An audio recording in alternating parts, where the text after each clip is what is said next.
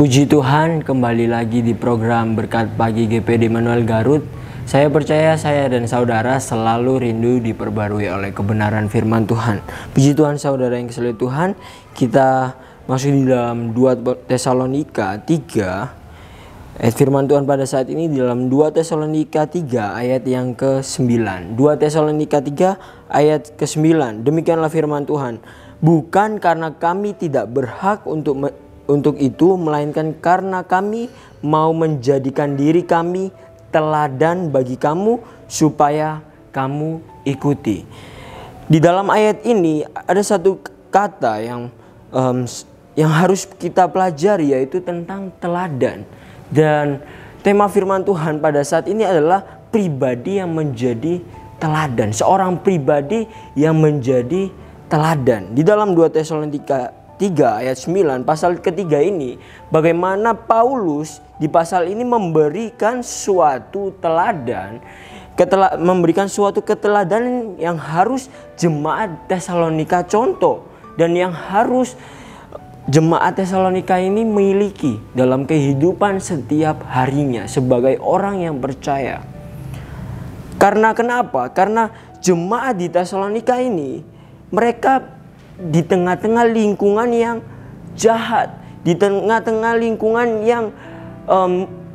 yang isinya dengan pencemooh, dengan orang-orang yang jahat. Maka dari itu jemaat di Tesalonika ini adalah jemaat yang harus memiliki teladan. Dan Paulus memberikan keteladanan dalam hidup mereka supaya mereka menjadi suatu jemaat yang bertumbuh. Menjadi suatu jemaat yang bertumbuh, bahkan menjadi suatu jemaat yang bisa dan dapat menjadi suatu teladan, menjadi seorang pribadi yang teladan. Ini juga kerinduan setiap kita, agar setiap kita menjadi seorang pribadi yang bukan hanya sekedar saja menjadi orang percaya, menjadi seorang jemaat di gereja, bukan menjadi jemaat yang biasa saja, tetapi kita menjadi jemaat yang teladan dalam setiap hidup kita. Nah, bagaimana seorang pribadi yang dapat menjadi teladan? Kita bisa belajar di dalam pasal yang ketiga ini. Bagaimana? Hal yang pertama adalah pribadi yang suka berdoa. Pribadi yang suka berdoa. Di dalam ayat yang pertama, 2 Tesalonika 3 ayat yang pertama, demikianlah firman Tuhan. Selanjutnya, saudara-saudara, berdoalah untuk kami, supaya firman Tuhan beroleh kemajuan dan dimuliakan, sama seperti yang telah terjadi di antara kamu. Saudara-saudara, berdoalah. Di sini ayat ini adalah menjelaskan tentang bagaimana Paulus dalam pelayanannya, dalam setiap pelayanannya, Paulus membutuhkan topangan doa. Membutuhkan topangan doa dalam Paulus melayani Tuhan. Dan Paulus meminta dukungan doa ini terhadap jemaat di Tesalonika. Karena apa? Karena Paulus menyadari bahwa dirinya bukan seorang yang kuat. Bukan seorang yang mampu menghadapi segala sesuatu. Paulus dalam pelayanannya, dia dipenjara, dia dicaci, dia dihina. Butuh topangan doa. Inilah pentingnya berdoa, pentingnya dukungan doa. Paulus sendiri merasakan pentingnya doa. Di dalam ayat yang pertama ini adalah berdoa kepada Paulus untuk apa? Ada 2 hal: untuk perkabaran Injil yang Paulus sampaikan, juga untuk pelayanan Paulus, untuk keselamatan Paulus. Menjadi seorang pribadi yang suka berdoa, menjadi seorang pribadi yang suka berdoa, saling mendoakan satu dengan yang lainnya. Mengapa pentingnya berdoa itu dalam hidup kita? Pentingnya berdoa dalam iman Kristen kita, dalam pengiringan kita kepada Tuhan. Mengapa saudara yang kasih Tuhan? Di dalam Lukas 18 ayat yang pertama, Lukas 18 ayat yang pertama, di sana Yesus mengatakan hal yang penting tentang berdoa. Lukas 18 ayat yang pertama. Yesus mengatakan suatu perumpamaan kepada mereka untuk menegaskan bahwa mereka harus selalu berdoa dengan tidak jemu-jemu. Harus selalu berdoa dengan tidak jemu-jemu. Berdoa dengan tidak jemu-jemu di sini, tidak jemu-jemu di sini adalah berbicara tentang berdoa dengan tidak bosan-bosan, saudara yang kasih Tuhan. Berdoa dengan tidak ada habisnya. Berdoa dengan tidak ada putusnya. Karena apa? Doa itu adalah nafas hidup orang percaya. Ketika kita berdoa, kita harus memiliki komitmen untuk kita selalu berdoa, berkesinambungan, berkelanjutan. Itu juga yang menguatkan Paulus, menguatkan jemaat di Tesalonika untuk mereka dapat menjadi teladan seorang yang suka berdoa. Menjadi teladan seorang yang suka berdoa. Cara yang kasih oleh Tuhan. Paulus kuat karena dia memiliki doa yang kuat dalam Tuhan. Memiliki dukungan doa kepada dari jemaat-jemaat di Tesalonika. Di dalam Yakobus 5 ayat yang ke-16, Yakobus 5 ayat 16 di sana dikatakan doa orang benar besar kuasanya. Doa orang benar besar kuasanya. Mengapa sangat penting bagi kita untuk kita suka berdoa? Karena doa mengubah segala sesuatu dan doa membukakan pintu-pintu yang tertutup. Doa membukakan masalah yang mungkin kita tidak bisa selesaikan. Doa juga menjauhkan kita dari hal-hal yang jahat. Doa menghasilkan suatu kuasa yang besar dalam setiap hidup kita.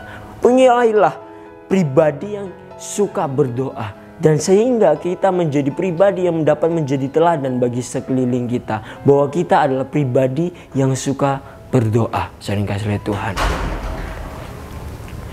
Yang kedua yang harus kita punyai sebagai menjadi seorang pribadi yang dapat menjadi teladan adalah pribadi yang suka bekerja.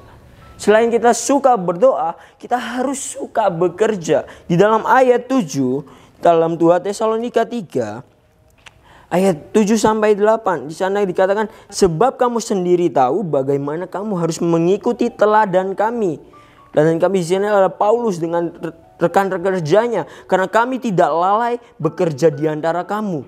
Ayat 8, dan tidak makan roti orang dengan percuma, tetapi kami berusaha dan berjerih payah siang dan malam, supaya jangan menjadi beban bagi siapapun di antara kamu. Ayat 10, sebab juga waktu kami berada di antara kamu, kami memberi peringatan ini kepada kamu, jika seorang tidak mau bekerja, janganlah ia makan. Kita harus memiliki komitmen untuk kita suka bekerja. Suka bekerja, tidak bermalas-malasan. Menjadi seorang yang memiliki jiwa bekerja keras seperti Paulus. Dalam pelayanannya dia selalu bekerja keras. Dia selalu bekerja keras. Paulus selalu memiliki kesetiaan dalam perkara-perkara yang kecil. Maka itu Paulus dipakai oleh Tuhan. Paulus tidak lalai dengan tanggung jawabnya. Paulus juga tidak meminta-minta. Di dalam 1 Korintus 4 ayat yang 1 Korintus 9 ayat ke-18, saudara kasih oleh Tuhan. 1 Korintus 9 ayat yang ke-18. Di sana dikatakan, kalau demikian apakah upahku? Upahku ialah ini, bahwa aku boleh memberitakan Injil tanpa upah, dan bahwa aku tidak mempergunakan hakku sebagai pemberita Injil. Paulus menjelaskan di sini, dia bukanlah pribadi yang suka meminta-minta, tetapi dia adalah pribadi yang suka bekerja keras. Dia pribadi yang suka melakukan hal-hal karena dia sadar bahwa dia harus bekerja. Dan di dalam ayat yang ke-10, seseorang yang tidak bekerja, janganlah ia makan. Seorang yang tidak bekerja, janganlah ia makan. Inilah bagaimana kita harus memiliki pribadi yang suka bekerja. Juga ada ayat firman Tuhan, iman tanpa perbuatan adalah mati. Jangan kita cuman suka berdoa tetapi kita tidak bekerja. Kita hanya diam di kamar. Jangan, saudara yang kasih Tuhan. Iman kita harus disertai dengan tindakan. Dan ketika kita berdoa harus juga disertai dengan kita bekerja. Mengambil suatu tindakan. Sehingga kemuliaan Tuhan, sehingga apa yang Tuhan janjikan dalam hidup kita terjadi. Dalam 1 Korintus 4 juga ayat yang kedua, di sana dikatakan hendaklah seseorang dapat dipercayai. Dapat dipercayai. Kita menjadi seorang yang suka bekerja dan memiliki hati agar kita dapat dipercayai orang. Karena ketika kita dipercayai orang, nama kita lebih berharga daripada apapun. Itulah yang Paulus tanamkan dalam setiap hidup kita. Yang harus juga jemaat Tesalonika, setiap kita harus memiliki pribadi yang suka berdoa dan pribadi yang suka bekerja. Pribadi yang suka bekerja. Agar hidup kita menjadi suatu teladan buat setiap orang. Dan kemuliaan Tuhan dinyatakan dalam setiap hidup kita. Puji Tuhan, biarlah kebenaran firman Tuhan ini dapat memberkati kita semua. Dalam setiap hidup kita, apapun yang kita lakukan, milikilah hati untuk kita selalu berdoa dan suka bekerja. Tuhan Yesus memberkati kita semua. Immanuel, Allah beserta kita. Kami